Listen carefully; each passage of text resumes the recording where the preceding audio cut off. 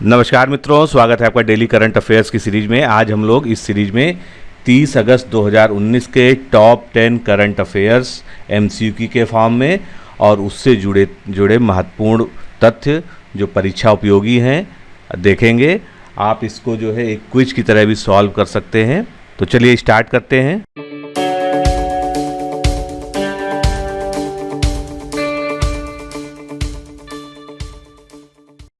पहला प्रश्न देखते हैं। हाल ही में रेलवे ने शताब्दी, तेजस और गतिमान एक्सप्रेस जैसी ट्रेनों में कितने प्रतिशत छूट देने की तैयारी की है? तो रेलवे ने शताब्दी, तेजस और गतिमान एक्सप्रेस जैसी लग्जरी ट्रेन्स में किराए में 25% की छूट देने की तैयारी की है। रोडवेज और सस्ती विमानन सेवा से मिल रही कड़ी प्रतिस्पर्धा को देखते हुए रेलवे ने अब शताब्दी, तेजस और गतिमान एक्सप्रेस जैसी ट्रेन में 25% तक रियायत देने की तैयारी की है। छूट देने से टिकटों की बिक्री में बढ़ोतरी होगी। ये छूट वातानुकूलित कुर्सीयान, एग्जीक्यूटिव कुर्सीयान और सीटों के आधार पर किराए में दी जाएगी। अगला प्रश्न। हाल ही में किस राज्य ने केंद्र की तर्ज पर जल शक्ति मंत्रालय का गठन किया है? इंपॉर्टेंट क्वेश्चन है आने वाले एग्जाम्स के लिए। तो जल शक्ति मंत्रालय का गठन कहाँ पर किया गया है? उत्तर प्रदेश में, उत्तर प्रदेश सरकार द्वारा। उत्तर प्रदेश सरकार ने इससे जुड़े कई विभाग यानी जल संसाधन से जुड़े कई विभागों का विलय कर एक जो है जल शक्ति मंत्रालय बना दिया है और इस विभाग की जिम्मेदारी डॉक्टर महेंद्र सिंह को दी गई है, यानी उनको इस विभाग का मंत्री बनाया गया है। अगला प्रश्न। हाल ही में जारी बल्लेबाजों की टेस्ट रैंकिंग के अनुसार शीर्ष स्थान किसे प्राप्त हुआ है? तो ये शीर्ष स्थान प्राप्त हुआ है भारत के विराट कोहली को। नवीनतम रैंकिंग में विराट कोहली को सबसे ज़्यादा टेस्ट रैंकिंग में शीर्ष स्थान प्राप्त हुआ। इस रैंकिंग में स्टीवन स्मिथ को दूसरा तथा केन विलियमसन को तीसरा स्थान दिया गया है। हाल ही में नशीली दवाओं के व्यापार से जुड़ी ओपायड संकट में दिग्गज अमेरिकी health care company Johnson and Johnson पर कितने रुपए का जुर्माना लगाया गया है? तो जॉनसन एंड जॉनसन पर 4100 करोड़ रुपए का जुर्माना लगाया गया है।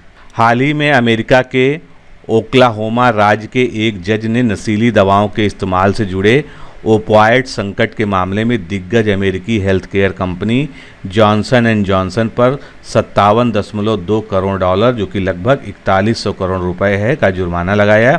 जॉनसन एंड जॉनसन करीब 60% मादक पदार्थों की आपूर्ति करती थी। अगला प्रश्न। हाल ही में उत्तर प्रदेश में पौधारोपण महाकुंभ की सफलता के बाद राज्य सरकार ने फिर से कितने करोड़ पौधे लगाने का लक्ष्य रखा है? तो अब अगले चरण में 25 करोड़ पौधे जो है उत्तर प्रदेश में लगाए जाएंगे, जिसके लिए लक्ष्य निर्धारित किया गया है। ये पौधारोपण अभियान अगले वर्ष 2020 तक चलेगा।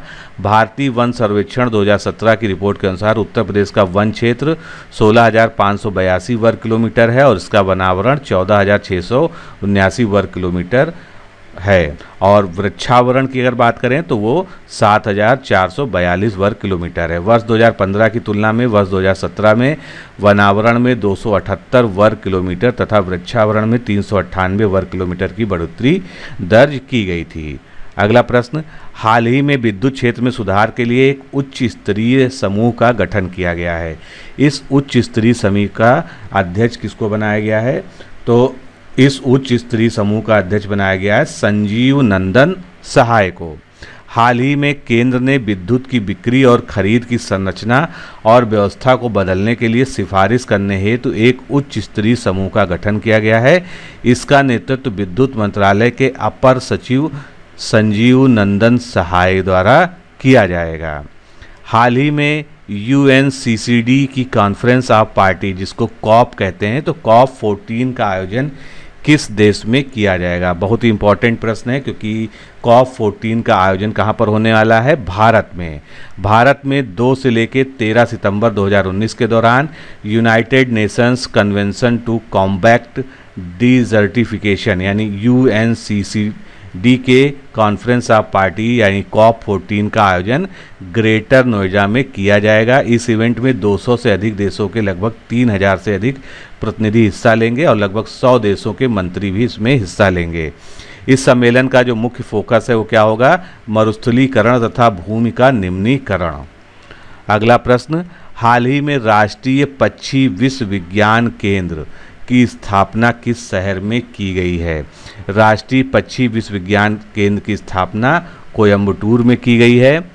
हाल ही में केंद्रीय पर्यावरण, वन तथा जलवायु परिवर्तन मंत्री प्रकाश जावड़ेकर ने तमिलनाडु के कोयम्बटूर में सलीम अली पक्षी विज्ञान व प्राकृतिक विज्ञान केंद्र, जिसको सैकॉन कहते हैं, में राष्ट्रीय पक्षी विश्वविज्ञान केंद्र का उद्घाटन किया है। इस केंद्र का उद्देश्य पक्षियों की प्रजाति पर रासायनिक प्रदूषकों के प्रभाव का अध्ययन करना और इसके जनसंख्या तथा समुदायों से जोड़ना है। इस केंद्र द्वारा कीटनाशकों, भारी धातुओं, पॉलीसाइक्लिक हाइड्रोकार्बन, पॉलीक्लोरिनेटेड बाइफिनाइल इत्यादि के पक्षियों पर पड़ने वाले घातक प्रभावों का अध्ययन करना है। अगला प्रश्न, हाल ही में लॉन्च किया गया प्रोजेक्ट SURE, जिसको श्योर कहा जाएगा, तो इस श्योर प्रोजेक्ट किससे संबंधित है, किस क्षेत्र से? तो श्योर प्रोजेक्ट जो है कपड़ा उद्योग से यानी टेक्सटाइल इंडस्ट्री से संबंधित है। केंद्रीय कपड़ा मंत्री स्मृति ईरानी ने मुंबई में प्रोजेक्ट श्योर को लॉन्च किया। उसका उद्देश्य सतत फैशन की ओर अग्रसर होना है। प्रोजेक्ट श्योर का अर्थ क्या है? Sustainable resolution. ये वस्त्र उद्योग द्वारा शुरू की गई है, इस किस्म की प्रथम पहल है। इस प्रोजेक्ट को भारतीय कपड़ा निर्यात संघ, भारत में संयुक्त राष्ट्र संघ, IMG रिलायंस तथा लैक्मे फैशन वीक के आयोजनकर्ताओं द्वारा लॉन्च किया गया है। हाल ही में एमिनेंट इंजीनियर अवार्ड 2019 के लिए किसको चुना गया है? तो एमिनेंट इंजीनियर अवार्ड 2019 के लिए प्रभाकर सिंह को चुना गया है। इंस्टीट्यूशन ऑफ इंजीनियर्स इंडिया ने केंद्रीय लोक निर्माण विभाग के महानिदेशक प्रभाकर सिंह को एमिनेंट इंजीनियर अवार्ड 2019 के लिए चुना है। ये पुरस्कार इंजीनियरिंग व तकनीकी के क्षेत्र में बेहतरीन योगदान के लिए प्रदान किया जाता है। उन्हें यह सम्मान इंजीनियरिंग दिवस के अवसर पर यानी 15 सितंबर 2019 को नई दिल्ली में प्रदान किया जाएगा। भारत में प्रतिवर्ष 15 सितंबर को इंजीनियर्स डे यानी अभियंता दिवस मनाया जाता है। इस दिन को महान इंजीनियर M विश्वेश्वरैया को समर्पित किया गया है और उन्हीं की याद में इस दिन को इंजीनियरिंग दिवस के रूप में, इंजीनियर्स डे के रूप में मनाया जाता है। तो दोस्तों, इस तरह से आज के हम लोगों ने 10 टॉप 10 करंट अफेयर्स को देखा। ये सीरीज ऐसे ही जारी रहेगी। अगर आप नए हैं, पहली बार चैनल को देख रहे हैं, तो चैनल को जरूर सब्सक्राइब कर लीजिए। नमस्कार, धन्यवाद।